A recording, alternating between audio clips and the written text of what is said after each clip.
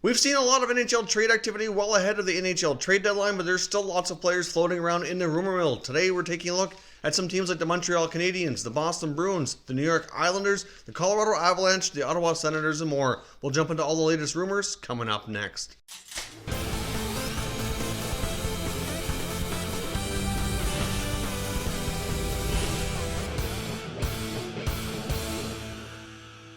So welcome back to another video here at Top Shelf Hockey. Now, as I mentioned, even though we've had a lot of trade activity well ahead of the deadline, we're now down to about 6 days away from the deadline. There's still lots of trade bait out there, still lots of rumors about players who could be moved. So let's dive in and take a look at what the latest rumblings are from around the NHL. Now, let's get started with the Boston Bruins, who have their eye on a variety of players, according to a variety of NHL sources here, that are reporting that there's really about 3 players that the Bruins are interested in, and based on the trade activity, I'd probably suggest to narrow things down and make a move soon so they don't miss out. I know many NHL insiders were reporting that the Bruins felt they could make an acquisition of Tyler Toffoli anytime. It's just a matter of making the deal happen, but he wasn't their first choice, and they kind of had that in their back pocket. Well, that option's no longer there now that he's been moved to the Canucks, and it's just a matter of making things happen here with one of these other deals. So obviously it still appears though that Chris Kreider is their primary target, their most player that they desire to acquire the most here. So we'll see how things go.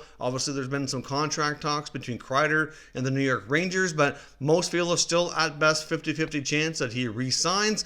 Pierre LeBrun was reporting that the negotiations that have taken place so far with Kreider and the Rangers haven't really created a clear-cut path as to whether he'll be signed or traded. It's still kind of debatable at this point. I think more likely that he does get dealt, and the Bruins do make a lot of sense, and if I had to make a prediction, I'd say that would be the most likely landing spot for him, but there's other teams interested as well. Kreider's certainly a player that's getting a lot of attention and will be one of the bigger hot commodities here at deadline time. Now, it's also being reported that the Bruins also have interest in other guys like Josh Anderson and Kyle Palmieri. Now, both of them are different situations. Palmieri has a little bit of term left in his contract, certainly a proven solid 20 to 25 goal scorer at the NHL on a team like New Jersey who's struggling this year and could go deeper into a rebuild mode. We've seen comments from interim GM Tom Fitzgerald basically indicating that they're looking for a lot of younger pieces to build around, that they're going to center this team around guys like Jack Hughes, Nico Hischier, Mackenzie Blackwood. It sounds like there's not a lot of untouchables in New Jersey, so it just kind of depends on what the deal is and what the return is. We've already seen them trade captain Andy Green. We've already seen them move forward Blake Coleman, so there could be others, and Palmieri might be among them. Now, in Josh Anderson with Columbus, you get a player who certainly hasn't had a great year with the Blue Jackets, but another pending restricted free agent. Certainly had his moments in the past where he's been a real solid player. Could be a nice addition for a playoff run where he can play a power forward type of game, a physical style, a grinding style that would fit well with the Boston Bruins. I think any of these players could certainly possibly fit well with the Bruins. I still think Kreider by far makes the most sense, and I would not be surprised to see the Rangers and Bruins hook up here on yet another trade deadline deal. Now, we also have a couple other quick notes as well, one of them involving the Bruins. They did extend defenseman Jeremy Lauzon on a 2-year contract, $800,000 per season, so he's been extended to remain with the Bruins organization. And we also saw the Anaheim Ducks extend forward Nick Delorier on a 2-year deal as well, of $1 million per season. So both those players will be remaining with their respective clubs. And we also had an update on Buffalo Sabres defenseman Zach Bogosian, who we know went through the waiver wire with cleared waivers. He was assigned down to their minor league affiliate, and he chose not to report. Now, we saw a similar situation between the Bruins and David Backes, but things went much differently, where they have an agreement in place where they allowed him to not report, but the Sabres have not done that with Zach Bogosian. They have suspended him from the team, so which means he's suspended without pay. They could possibly work on a contract termination, kind of like what we're seeing between Buffalo and the Jets, or there could be different scenarios in place.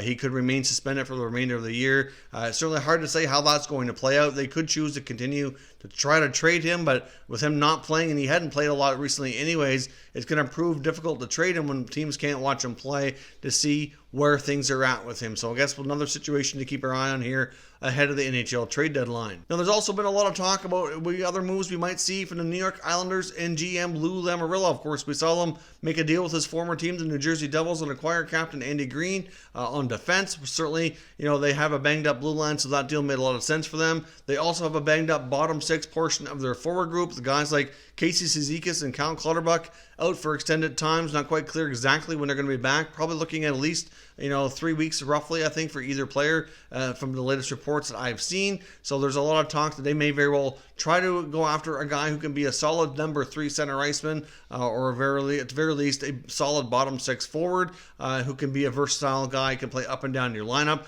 Of course, the top guy on the trade market right now in the center position who could fit that bill would be Jean-Gabriel Pageau of the Ottawa Senators. And it also remains right now, the Light Crider, not completely clear if he's going to be moved or not. There's still a lot of optimism by Senators writers that he will indeed be re-signed and that the Senators have a very keen interest to keep him in the fold. But yet, we don't have an announcement on a contract extension. So until we do, we have to think there is a chance he could be traded. And as each day goes by, the odds probably do increase here a little bit. With all the other returns that we've seen on some of the other trades like Toffoli and Coleman and Greed, you can't help but think that GM Pierre Dorion might be licking his chops thinking that he can get a really solid return for Pageau. Many feel that maybe a first-round pick is a bit of a reach, that they might not be able to get that. But if he can get a first-round pick, he probably has to make that trade. So I guess we will see. Pageau could very well be a good fit with the Islanders, but there's certainly rumored to be other players that they're having a look at here as well.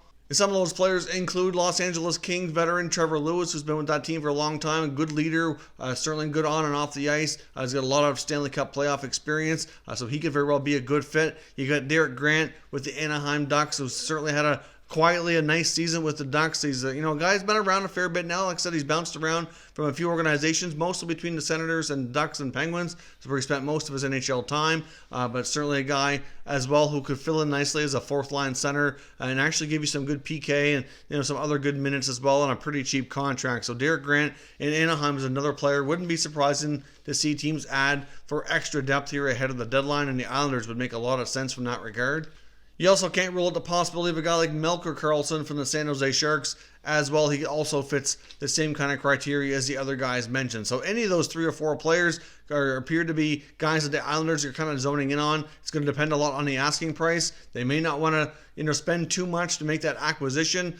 Clearly, a guy like Pageau is going to cost the most out of all those players. They do have a pretty deep prospect pool, and as I mentioned in a prior video back probably a few weeks ago, wouldn't be surprising to see the Senators be interested in some of the Islanders prospects. They have a lot of American-born players that have grown up and played together, and you could throw in a guy like Kiefer Bellows who might very well fit well into that mix. He's recently had a bit of a taste at the NHL and has done well. That could have been a case maybe they were showcasing him in exchange for possibly looking to move him for more of a veteran like a Pageau, for example. So I guess we'll see if those two teams hook up on a trade or not, but certainly makes a lot of sense that those are players the Islanders would be considering. Now let's jump over now and take a look at the Montreal Canadiens. Now the Habs are a team that's been getting a lot of attention as of late. Of course, we've gone back and forth on what the Habs might do ahead of the deadline. There's a lot of reports recently saying that maybe we should expect the Habs to have a quiet deadline and they're not going to be doing a whole lot. And I guess we will see, but they certainly created a bit more of a stir by having Marc Bergevin, general manager, and his assistant Scott Mellanby both take in a Colorado Avalanche game where they took on the Tampa Bay Lightning here in the past couple of days. And it's certainly got a lot of people talking about what they might be scouting, what they might be doing, and clearly, obviously, trade talks are a hot topic right now, seeing as we're so close to the NHL Trade Deadline. The Avalanche are a team that suddenly finds themselves pretty banged up. They were already without center iceman Nazem Kadri, who's going to be out probably another 3 or 4 weeks. And then in that game, they did lose top forward Mikko Rantanen, who appears to be a combination of either shoulder or collarbone. Not quite clear exactly what the injury is, but either way, it's pretty severe, and he's likely going to be out of action for about 2 months' time, which basically puts him out until, at the very least, the first round of the playoffs, if not maybe later into the first round or second round, depending on how everything goes and the exact timelines here on his recovery. But Rantanen's a huge piece for the Avs. They're already missing Kadri, so it makes a lot of sense with the deep prospect pool and picks and everything that they have in their system that Joe Sakic would go kind of mortgage his future a little bit here to make some acquisitions to kind of stop the bleeding on the injury part, to allow them to have more playoff success. I think the Avalanche are a great team. They certainly have some question marks, and it's not just those guys as well. They also have goaltender Philip Grubauer, who's also injured. It's not quite clear how long he's going to be out. Obviously, they have Pavel Francouz, who's, I think, played pretty decent myself. I know Avs fans online seem to talk a lot about needing a goaltender. I'm not so sure that it's as urgent as some make it out to be, but either way, there's been obviously a lot of big connections between Montreal and Colorado. Over the last few months, we've seen some pretty wild and crazy rumors, even going as far to suggest like a Carey Price trade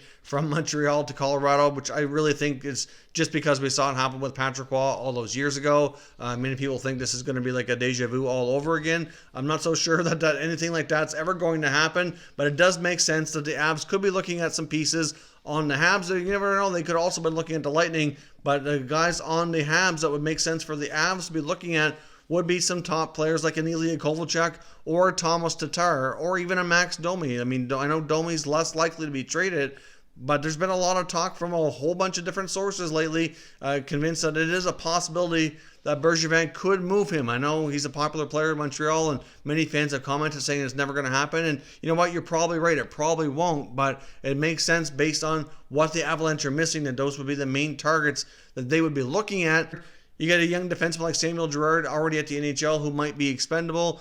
You've got guys like Nikita Zadorov, who has been rumored to be moved as well, a big solid defenseman. Those are, guys already in the NHL. They've got other prospects like Alex Newhook. You got Bowen Byram, Shane Bowers, and just to name a few here, you got Martin Kaut. I mean, the Avalanche are stocked with prospects. Not to say that there's any ones in particular that would be more likely to be moved, but there's a lot of attractiveness there for a team like Montreal or any team who's really looking to continue building for the future. So it makes sense that there could be a deal to be had there. We'll see if there's anything to Bergevin and Mellanby scouting that game, and if a deal between the Habs and the Avalanche has been rumored for so long actually ends up taking place. Let me know what you think is the most likely type of deal that we would see, if anything, between these two teams, and leave me your mock trades down in the comments and we can discuss further. That's all your latest news updates for today. So of course, as always, on all topics today, I want to hear your thoughts and your comments down in the comment section and we can discuss further. If you're new to the channel, consider subscribing and turning on your notifications so you don't miss any future content, and give this video a thumbs up if you enjoyed it as well. I'd appreciate it if you did.